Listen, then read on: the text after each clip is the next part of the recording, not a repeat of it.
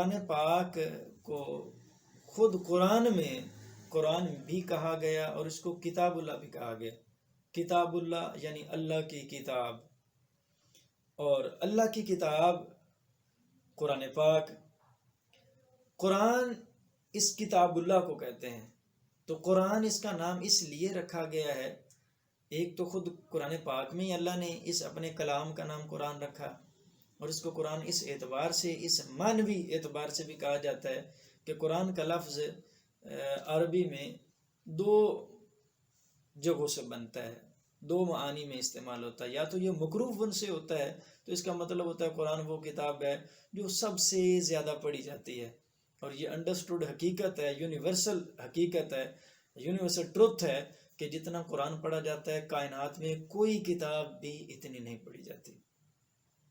اور دوسری بات، یہ مقرون سے بھی بن سکتا ہے لفظ قرآن، تو اس کا مطلب ہے ملا ہوا ہونا، یعنی آیتوں سے آیتیں ملی ہوئی، پاروں سے پارے، آیات سے آیات، صورتوں سے صورتیں ملی ہوئی ہونا. لیکن اس کے ساتھ ساتھ ایک ایسا معجزہ بھی کہہ سکتے ہیں، اور قرآن کے ساتھ زیادتی بھی کہہ سکتے ہیں. معجزہ قرآن کا یہ ہے کہ کوئی دنیا کی کتاب ایسی نہیں جو اتنی پڑھی جاتی ہو، لیکن قرآن پڑھا جاتا ہے، یہ اس کا معجزہ ہے. دوسری جہت اس کی یہ کہ کوئی دنیا کی کتاب ایسی نہیں ہے جس کو سمجھے بغیر کوئی یاد کر سکتا ہو، یہ بھی یونیورسل ٹروتھ ہے. جس چیز کو آپ زبانی ازبر کرنا چاہتے ہیں، آپ اس کو سمجھتے ہیں، اس کے کنٹیکسٹ سمجھتے ہیں، اس کے مضامین سمجھتے ہیں، اس کا انڈیکس آپ کو پتہ ہوتا ہے، اس کا جو سبجیکٹس ہیں وہ آپ کو آتے ہوتے ہیں، پتہ ہوتا ہے آپ کو، پھر آپ اس کتاب کو یاد کر سکتے ہیں یا پڑھ سکتے ہیں، یا ریپیٹلی اس کو تب پڑھتے ہیں جب آپ کو سمجھ آ رہی ہوتی ہے. تو یہ معجزہ بھی کہہ لیں کہ قرآن لاکھوں کروڑوں اربوں انسانوں کو سمجھ نہیں آتا کہ وہ کیا پڑھ رہے ہیں، مطلب اس میں اللہ تعالیٰ کے احکامات کیا ہیں، لیکن اس کے باوجود پڑھ رہے ہیں.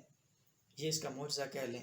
اور ساتھ میں یا اسے زیادتی کہہ لیں کہ دنیا کی تو کوئی بھی کتاب ہم سمجھے بغیر نہیں پڑھتے، لیکن یہ ایک قرآن ہی بچہ ہے جس کو سمجھے بغیر ہی پڑھنا ہے، یعنی قرآن کو سمجھ کر پڑھیں. قرآن اللہ نے انسانی ہدایت کے لیے نازل فرمایا ہے کہ اسے سمجھا جائے، اس کو پڑھا جائے، پھر اس کی جو تعلیمات ہیں اس کے مطابق عمل کیا جائے.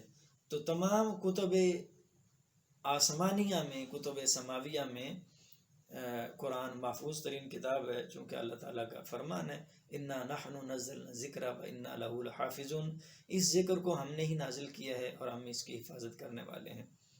تو قرآن کے علاوہ جو کتابیں نازل ہوئیں، نہ وہ اپنی اس زبان میں موجود ہیں جس زبان میں نازل ہوئی ہیں، نہ وہ اس کے وہ سبجیکٹس ہی باقی ہیں سارے جن عناوین کے ساتھ وہ کتابیں نازل ہوئی ہیں. تو وہ ترجمہ در ترجمہ پتہ نہیں کتنی بار اگلی زبانوں میں ترجموں کے ساتھ وہ بدل گئیں. تو یہ تو ہم سمجھتے ہیں کہ ایک چیز کا ترجمہ کیا جائے تو 100% وہ اصل اور متن والا معاملہ نہیں رہتا، تو اس ترجمے سے آگے پھر کسی اور زبان میں ترجمہ کرنا. قرآن عربی میں نازل ہوا، عربی میں ہی موجود ہے، اس لیے بھی اس کی حفاظت ایک یقینی امر ہے. تو قرآن پاک میں اللہ تعالیٰ نے شفا بھی نازل فرمائی. اللہ رب ذوالجلال نے سورہ بنی اسرائیل میں ارشاد فرمایا وَنُنَزِّلُ مِنَ الْقُرْآنِ مَا هُوَ شِفَاءٌ وَرَحْمَةٌ لِّلْمُؤْمِنِينَ. اللہ تعالیٰ فرماتا ہے ہم نے قرآن کو شفا بنا کے اور رحمت بنا کے نازل کیا ہے. تو قرآن شفا بھی ہے اور قرآن رحمت بھی ہے.